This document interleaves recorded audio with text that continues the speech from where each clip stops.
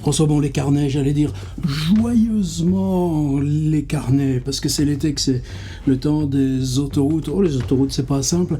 Les gens comme moi, on les a vus naître. Oh, la première fois qu'on avait fait un voyage, ça devait être à la 65, 67, aller de Civray dans le fond de la Vienne, remonter par la 10, Poitiers, Château-Renaud et tout ça, et puis arriver jusqu'à Orly, parce qu'il y avait une autoroute qui venait de Paris jusqu'à Orly, et on montait sur la passerelle, on avait vu sur l'autoroute, et puis après on avait été voir les grands avions décollés de Orly, et qui y avait dans la cafétéria Joseph Kessel. Ah, j'en ai parlé il n'y a pas si longtemps de ce souvenir-là, comme ça. Et puis après, l'autoroute, elle a grandi, petit à petit, elle a rejoint justement jusqu'à Poitiers, puis même après de Poitiers, elle est partie jusqu'à Bordeaux. Pendant ce temps-là, il y en avait une autre qui partait de Paris, qui allait jusqu'à Marseille, et là est venu ce livre, Autoroute. Alors, un livre qui s'appelle Autoroute, il y en a plein. Par exemple, si on triche un peu, Autonaute de la Cosmoroute, Carole Dunlop et Julio Cortázar. Et eux, ils font Paris-Marseille. Une halte, ils s'arrêtent, ils déjeunent. Une halte, ils s'arrêtent, ils dorment. Alors, comme par exemple, c'est le même personnel qui fait 3, 4, 5 haltes et tout ça. Pendant 3, 4 jours, ils vont vivre avec eux. Et puis, en même temps, ils font des photographies, ils font des dessins. Chacun tient son journal. Il y a le relevé des événements. Et à chaque halte, on sort les petites tables de camping, là, du petit Volkswagen qui s'appelle Fafner, et puis on sort les machines à écrire, et c'est très bizarre ce livre parce que ça sort en 1980, donc 10 ans après Autoroute là, de Michel Lebrun, mais juste après c'est Carole Dunlop qui va décéder, et puis ensuite c'est Cortázar, celui qui n'a pas vécu vieux, le pauvre, mais il avait cette maladie qui fait qu'il grandissait. Chez lui, les hormones n'ont jamais cessé, alors tu as toujours les mêmes bras, la même tête et tout ça, mais tout continue de grandir jusqu'à ce que mort s'en suive. Pauvre Julio Cortázar, et ils sont enterrés tous les deux au cimetière Montparnasse, mais donc s'enfermer pendant un peu plus d'un mois sur l'autoroute pour faire Paris-Marseille, sans sortir de l'autoroute, c'est comme trouver une sorte de jardin en dehors de la terre. C'est ce qui donne aussi son secret, sa tension à ce livre magnifique. Vous voyez le mien, dans quel état il est. Bon, maintenant, je crois qu'il a été réimprimé. Et Autoroute, Michel Lebrun, même moi, ça me disait pas grand-chose. Parce que il y a ce troisième livre qui s'appelle aussi Autoroute, mais lui, il est signé François Bon. Et Autoroute, c'est un nom commun. On peut l'utiliser comme ça. Chacun devrait pouvoir publier son propre livre qui s'appelle Autoroute. Ce serait pas une belle affaire, ça? Il suffit d'aller chercher là sur n'importe quelle base ou Amazon. Cherchez-moi tous les livres qui s'appellent Autoroute. Vous allez voir tout ce qui sort. Et par contre, j'avais pas compris quand le mien est sorti en 1999, écrit en 1998. Michel Lebrun venait juste de mourir. C'est un gars qui est pas mort vieux, il est mort à 66 ans, il est né en 1930. Il a écrit pas loin de 80 bouquins, mais sous 3 noms d'auteurs différents. C'est un sacré bonhomme parce que c'est un expérimentateur. C'est-à-dire qu'en 70, là, justement, 10 ans avant Cortázar, l'autoroute Paris-Marseille, elle est complète. Tout se passe ici. Alors, les titres des chapitres, il y a 5, 6 parties, et le titre des chapitres, c'est Achères-la-Forêt, kilomètre 67. Bon, ça d'accord, t'en as plusieurs qui sont repérés comme aire de Porte-les-Valences, kilomètre 575, mais souvent c'est des voitures. Estafette 800, 5666, MA 59, tu donnes leur immatriculation. Et puis d'autres fois, tu as des choses plus générales. Autoroute, la radio. Ah ouais, tu mets l'autoradio, et encore il n'y avait pas 107.7. Et alors quelquefois, je suis toujours... Alors, pont-restaurant de Venoy-Grosse-Pierre, kilomètre 170, et puis ça repart, péage de Mâcon-Nord, tiens c'est bizarre, il est aussi dans mon autoroute à moi, Seine, au péage, et puis ça repart les voitures, Renault 1611, MBF 78, Citroën GX2, 229 BDE 92, semi-remorque Berlier 700, et tous ces personnages vont être spectateurs, participants, témoins, souvent, simplement, d'une histoire qui se veut policière. En tout cas, il y a du drame, il y a quelque chose qui ne trouvera sa résolution qu'au bout. Tenez, semi-remorque Berlier, 765 HB 13. La peur est un sentiment qu'on ne rencontre que dans les grandes occasions. Ainsi, Florent, il avait jusque-là éprouvé diverses sortes de peurs, craintes irraisonnées au moment d'une appendicectomie, de mourir des suites de l'anesthésie, trouille, si souvent répétée sur les routes, de l'accident inévitable, angoisse de l'avenir incertain, frisson désagréable provoqué la nuit par l'effleurement d'une chauve-souris. Somme toute, de petites peurs de civils ne résistant guère à l'analyse, mais ce qu'il connaissait depuis maintenant 3 grandes heures était une peur de première qualité, la peur majuscule, celle qui vous laisse sans muscle, sans voix, sans ressort, dans l'attente d'une abomination inévitable, la peur du condamné à mort la nuit. Cette peur-ci avec un nom.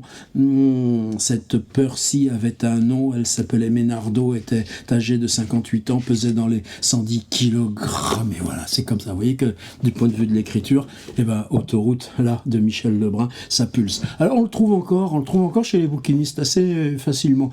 Chaque fois qu'on fait une recherche, je vois il y en a 2 ou 3 en circulation. J'aurais dû les acheter tous, d'ailleurs. C'était chez Jean-Claude Lattès, paru en 76, celui-ci à l'édition de poche, 79, tout simplement parce que moi ce livre-là, oh là là, ça fait des années que le Seuil c'était Seuil Jeunesse qui est devenu une filiale, qui a été revendue au moins 3 fois.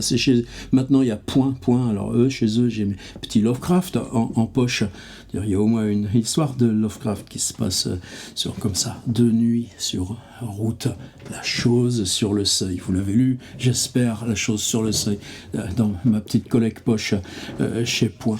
Et ce livre, justement, à chaque fois, je le tapais, je fais comme ça régulièrement. Et puis tu vois, si à la Fnac, on peut arriver à le trouver, il était disponible. Et puis depuis 2 ans, ça y est, plus disponible, plus jamais de nouvelles, éditeur qui n'existe plus, donc les droits, ça me revient, c'est pour moi.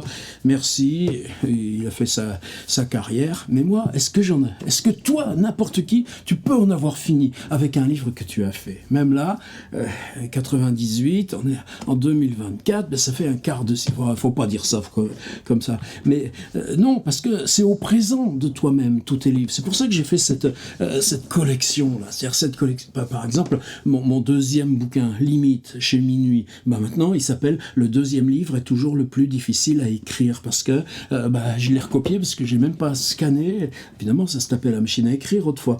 Je l'ai recopié en intégrant le making-of. Et pour moi, maintenant, ça y est, ma vie, c'est un portrait à la Archimboldo qui est fait de livres. Ça, donc, c'était chez Minuit. Il y a aussi un fait divers qui a été un livre un peu balise pour moi.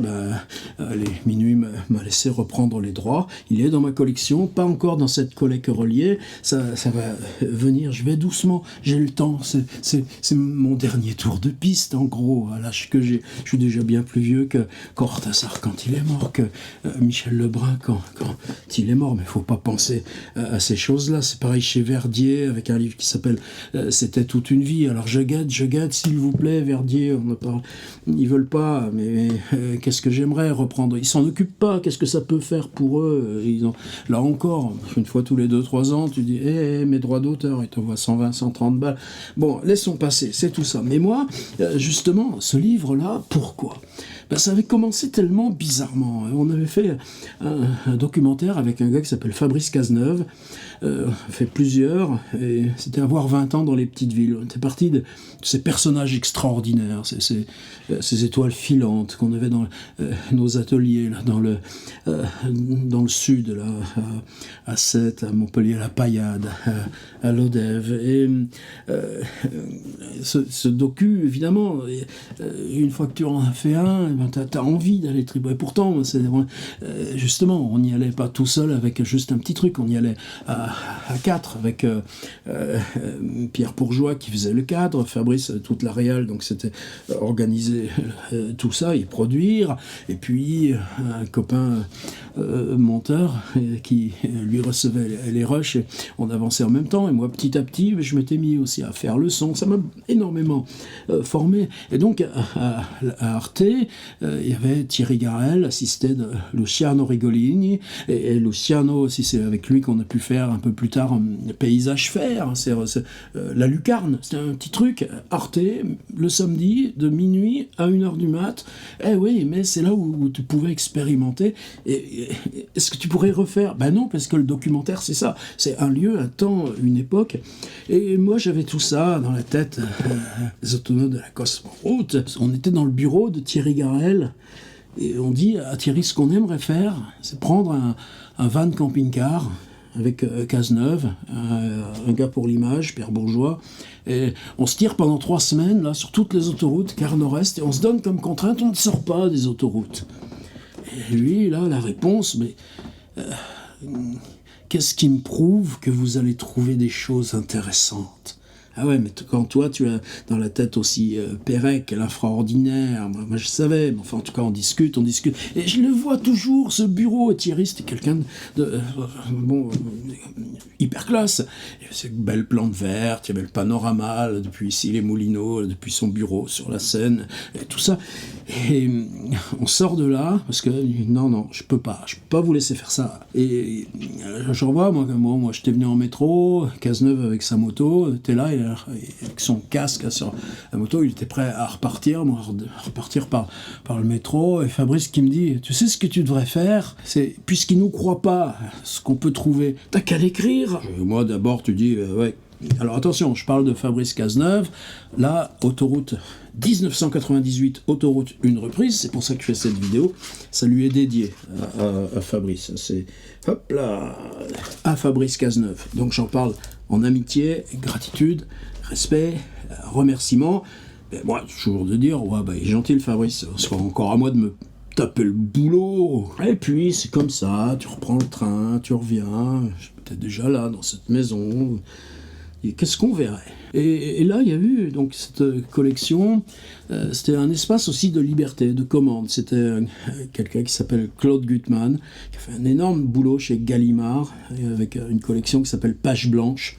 Et là, j'avais publié Dans les villes invisibles. J'avais un prix Télérama pour Dans les villes invisibles. C'était quoi le thème Dans les villes invisibles? J'ai passé 1 an à Bobigny, dans ces grandes tours. Moi, j'étais tour Karl Marx au 14e étage. T'as l'ascenseur, tout se passe toujours dans l'ascenseur. Ben, l'ascenseur, à un moment, il s'arrête dans un étage, tu descends, et puis en fait, ce truc-là, est-ce que c'est un étage qui existe tout le temps? Voilà, j'étais parti juste de ça, Dans les villes invisibles. Et Claude, alors on a eu ce prix, le Télérama et tout, donc le Gallimard le vire, bah, ça a toujours été comme ça, les métiers de l'édition. Il continue au Seuil, et là c'était pas des trucs de dire page blanche, littérature jeunesse, non, c'était dire carte blanche, tu expérimentes. Mais en même temps, il y avait ces trucs de graphisme, ces bouquins jolis. Et ben alors, quand c'est qu'on fait un deuxième, puis là, moi tout ça, tu vois, c'est obscur, ça vient, et je lui dis à Claude, autoroute, tu voudrais bien autoroute? Et c'est parti comme ça le voyage. Alors le voyage d'autoroute, maintenant il est plus là, il est là. Et là, dans ce livre, c'est exactement la reprise, mais en retrouvant intérieurement, là encore, le making-of, les précisions, t'écris quand même à 20 ans de décalage, mais est-ce que c'est le même folklore maintenant? Est-ce que c'est la même aventure? On a des voitures qui ne sont plus des voitures d'aventure, mais donc j'ai repris exactement, et pas un chapitre en plus, exactement le même montage, mais ça se présente sous forme d'un journal. Donc prologue, c'est la rencontre là dans le bureau de Thierry Garel, qui n'est pas nommé, mais et puis ensuite, lundi 18 mai 1998, 15h, Beaune. Et ça part comme ça. Mercredi 20 mai 1998, 6h, Courtenay. Mercredi 20 mai, 16h, péage de Nitry. Et ça continue sur toute une semaine jusqu'au retour, et avec des annexes. Alors les annexes, ça c'était aussi l'idée de départ. C'est-à-dire, est-ce que c'est de l'illusion de réel ou est-ce que c'est du réel? Ben, tu travailles en permanence là-dessus. C'est le fondement même de la littérature. Donc, annexe 1, caractéristiques techniques de la caméra numérique, parce qu'on travaillait à ce moment-là, moi j'avais aussi beaucoup Robert Kramer dans la tête, vous savez, Route One aux USA, et Robert avait une énorme caméra qui portait sur son truc. Oui, mais quand Robert Kramer dans les années 70, il inaugure cette forme-là de road trip avec caméra de film road trip ou de road film, je sais pas comment ça s'appelle, road movie. Eh bien oui, mais sauf que c'est pas de la fiction, c'est juste parce que tu peux avoir là, dans ces années-là, pour la première fois, le son synchrone drone directement sur la caméra. Quel bonhomme c'était, Robert Kramer. Et annexe 2, 6 paysages rectangles avec accompagnement de photographies Polaroid. C'est-à-dire, je voulais pas de description, je voulais le journal. Donc, au lieu de faire des descriptions, tu installes dans les annexes des paysages d'écriture. T'aimes Julien Gracq ou pas? Annexe 3, inventaire quasi exhaustif de la collection Baudot. Ouais, c'est tous personnages. Là, ce type-là, qui entretenait une aire d'autoroute, il ramassait tout ce qu'il trouvait dessus. Donc, si tu fais ça pendant 10 ans, il a quoi dans son petit musée personnel? Annexe 4, l'autoroute d'un point de vue technique, entretien avec un responsable de l'hydrographie des routes. Tenez, je vais vous montrer. C'est mon copain peintre Jérémy Liron, un jour qui montre ça sur son Facebook. Et moi, je lui dis, je la veux. Qu'est-ce qu'il me répond? Ce serait trop cher pour toi. Je dis, trop cher. Moi, j'avais envie d'acheter un truc de Lyon. Moi, j'aime bien qu'on m'achète mes livres. Je peux acheter un truc à un copain peintre, un jeune peintre. Quand même, ce gars, moi, je l'ai connu au Beaux-Arts Paris. Lui, il venait juste d'avoir son diplôme. Et moi, je venais pour enseigner avec 20 ans de plus. Et Jérémy, je lui dis, combien? Il me dit, plus cher que ta guitare. Ouais, c'est bon. Et je pense que ça lui a fait drôle parce que 4 jours après, qu'est-ce que je trouve dans ma boîte aux lettres? POC. Mais qu'est-ce que c'est? Si je vous le montre comme ça, c'est ces espèces de déversoirs, parce que les autoroutes, on travaille beaucoup sur la porosité des bitumes et tout ça, mais c'est de la porosité lente, j'allais dire. Donc il faut bien gérer les énormes flux d'averses. La Défense, quand il pleut, t'as le débit de la Seine qui sort, qui est rejeté dans la Seine d'ailleurs. Donc la Seine va doubler de débit pendant... Donc ces réserves hydrographiques. Donc on est parti sur l'hydrographie des routes. Voilà une annexe avec un interview d'un spécialiste de l'hydrographie autoroutière. Qu'est-ce que j'ai encore comme annexe? Annexe numéro 6, inventaire partiel des objets en vente à la station FINA de Dijon-Nord. Alors ça, maintenant, quand je vois toujours, quand je m'arrête dans les aires d'autoroute, depuis ce bouquin, j'ai toujours un petit... Alors, ils vendent quoi, eux? Puis finalement, là, ça n'a pas trop changé, toutes ces saloperies que tu vois dans les autoroutes. Oui, mais les routiers, eux, ils s'arrêtent pour prendre leur douche et tout ça, c'est cool. Annexe 8, pour mémoire et vérification, trajet, heure, déroulement, kilomètres, ticket de caisse, toute chose bu, manger. Voilà. De toute façon, quand on travaillait avec Cazeneuve, c'était ça. Moi, je m'occupe de la paperasse. Les autorisations pour être à l'image et tout ça. Tu gardais les tickets de péage, tu gardais les factures de resto, etc., etc. Voilà, c'est comme ça. Donc, on peut tout retrouver. Tout est précis. Qu'est-ce qu'il y a d'autre? Annexe encore, annexe 7. Histoire d'une routière, Dinara Rukarova, qui elle faisait l'international. Donc, et puis moi j'enregistrais aussi. J'avais un petit truc pour enregistrer. Et c'était mon boulot. Même si moi, c'est quoi le boulot? J'avais un petit Mac portable déjà. Un 1400, j'ai retrouvé justement, ils en parlent là dans le livre, l'auteur, là, celui-là, François Hamon, moi ça a toujours été mon truc, moi j'ai les visages, là tu vois je te reconnais, pour toi tu me reconnais, je sais pas. Mais ce problème-là de non-reconnaissance des visages, mon frangin aussi en est affecté, c'est pas simple de vivre avec ça. Par contre, une conversation qui a été tenue là, il y a 15 ans à tel endroit, ou une page de livre, là tu vois, il y a eu des asymétries de cerveau. C'est peut-être dû à la myopie, etc. J'en sais rien. Mais enfin, en tout cas, moi, ce boulot d'auteur, je l'ai fait toute ma vie. C'est-à-dire dans les documentaires radio, tout ça. C'est-à-dire tu transcris ce que tu as en mémoire. Bon, allez, je n'insiste pas là-dessus, mais pour moi, je pouvais pas, là, cette semaine sur les autoroutes, la laisser disparaître. Il y a combien de copains qui tu vis avec tes livres non disponibles? Fais-le. Quel plaisir. Là, c'est plusieurs mois. Tu le soignes, tu regardes les marges, les interlignes, la police, la titraille. Pour moi, le livre, ça s'arrête plus. Là. Alors, ça y est, je viens de l'avoir. Alors, qu'est-ce qu'il y a d'autre là, dont j'ai pas parlé?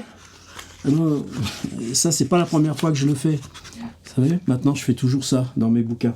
T'as un petit QR code Alors, si t'aimes pas les QR codes, parce que les QR codes, c'est fastoche, tu prends téléphone, je vais avoir un qui est là, tu mets photo, on est habitué même pour commander dans les bistrots maintenant, mais justement, maintenant, ça devient trop, tout ça, de QR code. Mais en tout cas, si tu glisses ton truc devant, tu passes dans un espace qui t'est réservé, tu ouvres ensuite sur ton ordi, où tu veux, mais il y a accès. Alors, il y a accès à quoi? Évidemment, moi, quelque chose qui maintenant devrait être la loi.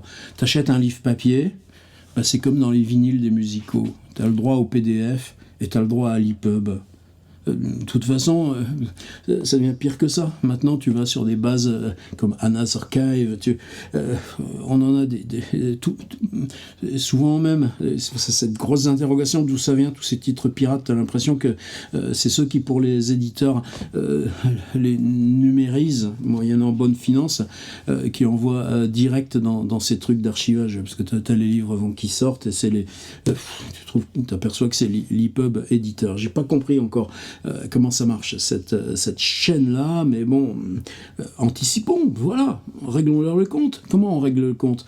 Quand tu achètes un livre papier, tout simplement, tu vois, moi ici, par exemple, mes Lovecraft Commonplace Book, il n'y a pas ça, mais si tu arrives sur mon site, il y a des lectures, il y a des vidéos, c'est à nous de le faire, et moi je le propose, c'est-à-dire, avec le QR code, après, si tu as l'EPUB, tu l'emmènes, et puis si tu veux le chercher, faire une recherche, tout ça. Mais il y a aussi, voilà, ça c'était mon cahier, je l'ai toujours gardé. T'écris pas directement. Il y a cette période pour moi qui est tellement... qu'est-ce que je me régale toujours en atelier d'écriture à faire travailler sur l'amont du livre. Comment tu prépares la prise d'écriture du livre. Alors, ça s'appelle pas autoroute, ça s'appelle route au pluriel. Et en dessous, j'avais mis, je le découvre là en même temps, description d'un livre.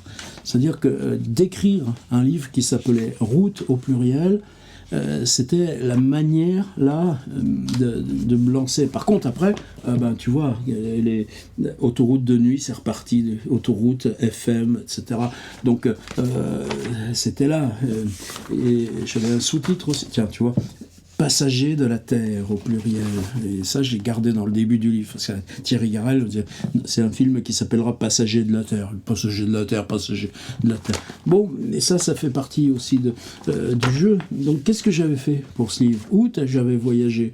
Je vais voyager, tu sais, à l'époque, tu avais les maisons de la presse, les gros kiosques à journaux, tu avais des magazines surtout. Même nous, là, pour nos Mac, on achetait Mac Express ou je sais plus quoi, mais on achetait des magazines. Le magazine faisait partie de nos trucs. T'as ça qui t'intéresse? Commence par aller voir les magazines. Maintenant, on va voir les sites. Et donc, qu'est-ce que je faisais là, dans ces magazines?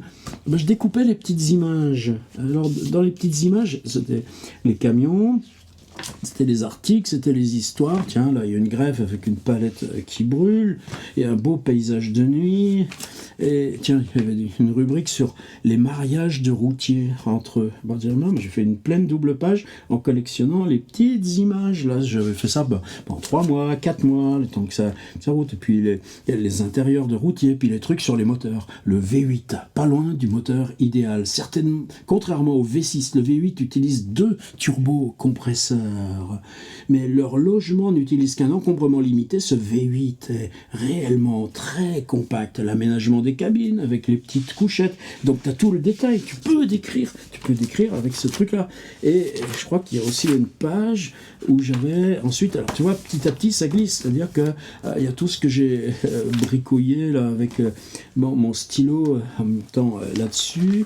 Et je sais que de l'autre côté, là j'avais pris des trucs un peu plus grands, mais tout ça vient des machins, et puis des articles. Les irréductibles des cabanes de la porte de Bercy, le Renault Magnum 430 19T, déjà, alors ça c'était des plus grosses docks.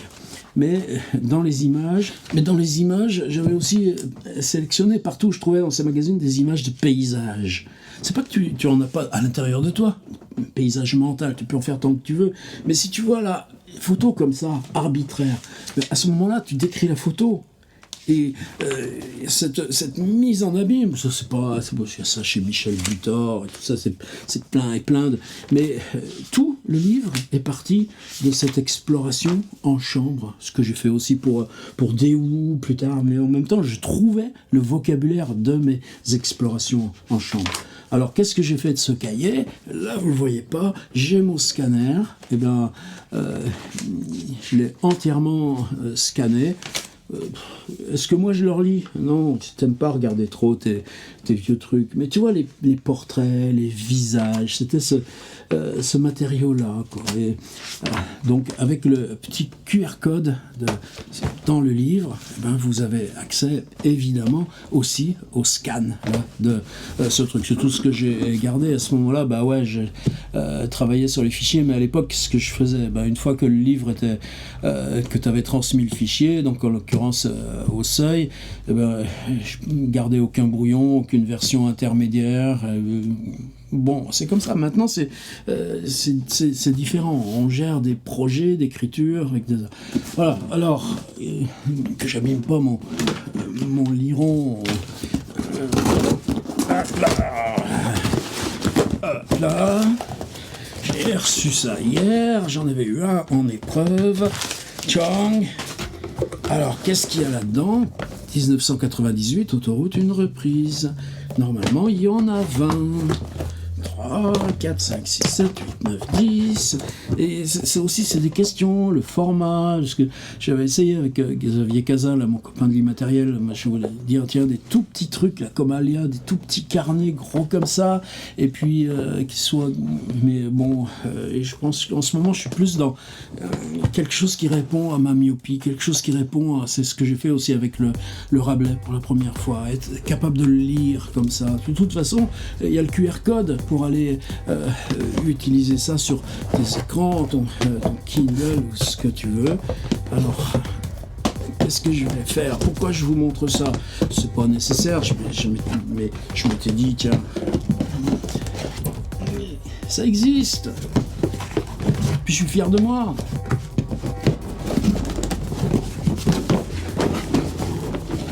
Hop là! Hop là! Le livre s'appelle Autoroute. Et ben là, j'en ai déjà presque la moitié en précommande. S'il y a d'autres commandes qui arrivent, en prix promo pour le lancer, parce que de toute façon, pourquoi tu fais ça? Tu le fais pour toi, c'est tout.